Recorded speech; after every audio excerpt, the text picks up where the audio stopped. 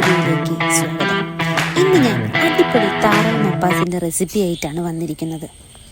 ഞാനിവിടെ 1 കിലോഗ്രാം തൊലിയോട് കൂടിയ താറാവാണ് എടുത്തിരിക്കുന്നത്. തൂവൽ കളഞ്ഞു കിട്ടുന്ന താറാവിനാണ് സ്വാദ് കൂടുതൽ. കടയിൽ നിന്നും പ്രത്യേകം പറഞ്ഞ് അത് വാങ്ങിക്കണം. അത് കഴുകി വൃത്തിയാക്കി എടുക്കുക. അതിനുശേഷം താറാവ് മപ്പാസിന് ആവശ്യമായ ഏകദേശം ഞാനിവിടെ 3 മീഡിയം സൈസ് സവോള ചെറുതായി അരിഞ്ഞെടുക്കുക. അതിനുശേഷം ഇഞ്ചി വെളുത്തുള്ളി നന്നാക്കി ചതച്ചെടുക്കുക. ഇവിടെ കൂടുതൽ സ്വാദിനായിട്ട് ഞാൻ കല്ലിലാണ് ഇടിച്ചെടുത്തത്. കല്ലിൽ ഇടിച്ചു കിട്ടുന്ന സ്വാദ് അത് ഒരു മിക്സിയിൽ. കൂടാതെ മപ്പാസിന് ആവശ്യമായിട്ടുള്ള ഏകദേശം ഞാനിവിടെ ഒരു 3 പച്ചമുളക് അരിഞ്ഞെടുക്കുക. ചതച്ചെടുത്ത ഇഞ്ചി വെളുത്തുള്ളി ഒരു പാത്രത്തിലേക്ക് മാറ്റുക. ഞങ്ങളിവിടെ പ്രത്യേകിച്ച് ഒരു 2 ഉരുളക്കിഴങ്ങ് കൂടി ചേർക്കുന്നുണ്ട്. ഇവിടെ കുഞ്ഞിന് ഉരുളക്കിഴങ്ങ് ഭയങ്കര ഇഷ്ടമാണ്, അതുകൊണ്ടാണ് കറിയിൽ അത് ചേർക്കുന്നത്. അപ്പം മുതിർന്ന ആളുകൾ കഴിക്കുന്ന താറാവ് മപ്പാസ് ആണെങ്കിൽ നിങ്ങൾ അതിൽ ഉരുളക്കിഴങ്ങ് ഇടേണ്ട ആവശ്യമില്ല. നിങ്ങളുടെ ആവശ്യാനുസരണം ചേർക്കാവുന്നതാണ്. എല്ലാം അരിഞ്ഞു വെച്ചതിന് ശേഷം അടുപ്പ് കത്തിക്കുക. അടുപ്പത്ത് തീ കത്തിച്ച് ഉരുളി വയ്ക്കുക. ഉരുളി നല്ല പോലെ ചൂടായി വരുമ്പോഴേക്കും കുറച്ച് വെളിച്ചെണ്ണ ഒഴിക്കുക. വെളിച്ചെണ്ണ പതുക്കെ പദമാറി ഒന്ന് തെളിച്ചു വരുമ്പോഴത്തേക്കും അതിലേക്ക് നമുക്ക് ആവശ്യത്തിനായിട്ടുള്ള കടുക് ചേർക്കുക. കടുക് പൊട്ടി തീർന്നതിന് ശേഷം 2 വറ്റൽമുളക് ചെറുതായി ഒന്ന് ഒഴിച്ചിടുക. അതിനുശേഷം ചതച്ച് വച്ചിരിക്കുന്ന ഇഞ്ചി വെളുത്തുള്ളി ചേർത്ത് നല്ല പോലെ ഇളക്കുക. ഇഞ്ചി വെളുത്തുള്ളി നല്ല പോലെ പച്ചമണം മാറി വരുമ്പോൾ അതിലേക്ക് കറിവേപ്പില ചേർക്കുക. അടുത്തതായി അരിഞ്ഞു വച്ചിരിക്കുന്ന പച്ചമുളകിട്ട് മൂപ്പിച്ച് സവാളയിട്ട് നല്ല പോലെ വഴറ്റുക.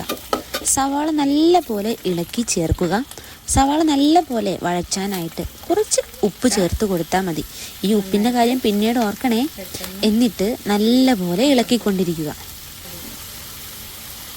ഗ്യാസിൽ വയ്ക്കുന്നവരാണെങ്കിൽ ഇതെല്ലാം മീഡിയം ഫ്ലെയിമിലിട്ട് ചെയ്യുക. തീ ആവശ്യത്തിന് മാത്രമേ നമ്മൾ കൊടുക്കാമുള്ളൂ.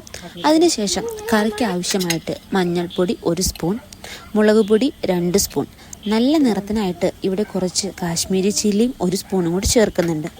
കൂടാതെ മല്ലിപ്പൊടി 2 സ്പൂൺ, സ്വാദ് കൂട്ടാനായിട്ട് നമ്മളിവിടെ എടുക്കുന്നത് ചിക്കൻ മസാലയാണ്, അത് 2 സ്പൂൺ. പിന്നെ താറാവ് മപ്പാസിൻ്റെ പ്രധാനമായിട്ടും വരുന്നത് കുരുമുളകാണ്. ആ കുരുമുളക് പൊടി ഒരു 2 ടീസ്പൂൺ, അതുപോലെ 2 സ്പൂൺ ഗരം മസാല, എല്ലാം കൂടി നമ്മുടെ ഈ നല്ല പോലെ വഴറ്റി വന്ന സവാളയിലേക്ക് ചേർത്ത് നല്ല പോലെ ഇളക്കി കൊടുക്കുക. തീ കുറച്ചിട്ട് പൊടിയുടെ പച്ചമണം മാറുന്നത് വരെ ഇളക്കിക്കൊണ്ട് തന്നെ ഇരിക്കുക. പൊടി അടിയിൽ പിടിക്കാതെ നോക്കണേ. എന്നിട്ട് പൊടിയുടെ പച്ചമണം മാറിക്കഴിഞ്ഞ് നല്ല പോലെ സവാളയുമായിട്ട് മിക്സ് ചെയ്തതിന് ശേഷം നമ്മുടെ കഴുകി വൃത്തിയാക്കി തൊലിയോട് കൂടിയ താറാവ് ചേർത്ത് കൊടുക്കുക. സവാളയും ഈ താറാവും പൊടികളും എല്ലാമുള്ള മിക്സ് ഈ താറാവുമായിട്ട് നല്ല പോലെ ഇളക്കി യോജിപ്പിക്കുക. നേരത്തെ നമ്മൾ സവാള വഴറ്റാനായി ഉപ്പിട്ടത് ഓർക്കണേ. അതിനുശേഷം ഉപ്പ് നോക്കി പാകത്തിന് ആവശ്യമെങ്കിൽ ഉപ്പും ചേർത്ത് അടച്ചു വെച്ച് നല്ലപോലെ വേവിക്കുക. സവാളയും താറാവും ഒന്ന് യോജിക്കുന്നത് വരെ നമുക്ക് അപ്പോഴേക്കും മപ്പാസിന് ആവശ്യമായിട്ടുള്ള തേങ്ങ ചിരകിയെടുക്കുക. തേങ്ങാവില അധികമാണെന്ന് നിങ്ങൾക്കറിയാമല്ലോ, അതുകൊണ്ട് ഇവിടെ 1 മുറി തേങ്ങയാണ് എടുത്തിരിക്കുന്നത്. ആദ്യം കൈകൊണ്ട് പിഴിഞ്ഞ് നല്ലപോലെ 1-ാം പാൽ എടുത്ത് മാറ്റി വയ്ക്കുക. അത് അരിച്ച് മാറ്റി വേറൊരു പാത്രത്തിൽ വെച്ച് അടച്ചു വയ്ക്കുക.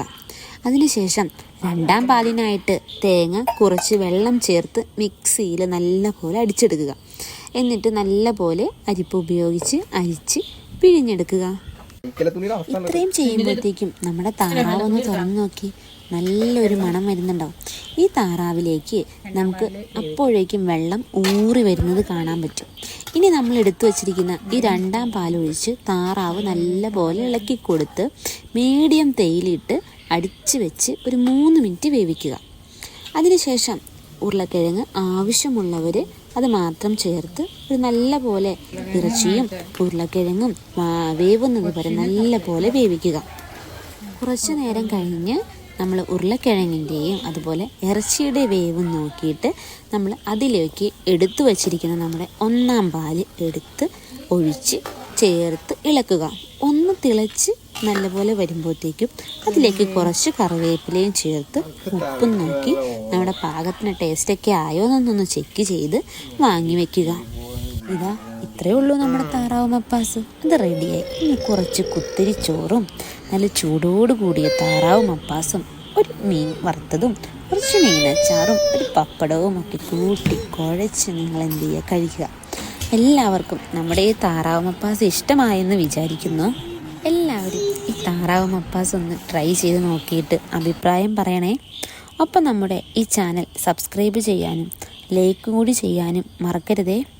കൂടാതെ നിങ്ങളുടെ ഫാമിലിക്കും ഫ്രണ്ട്സിനും ഒക്കെ ഷെയർ ചെയ്യാനും മറക്കരുത്. അപ്പോൾ മൈൽസ് ആൻഡ് മോറിൻ്റെ അടിപൊളി വീഡിയോ ആയിട്ട് വരുന്നവരേക്കും നിങ്ങൾ കാത്തിരിക്കുക. Bye bye.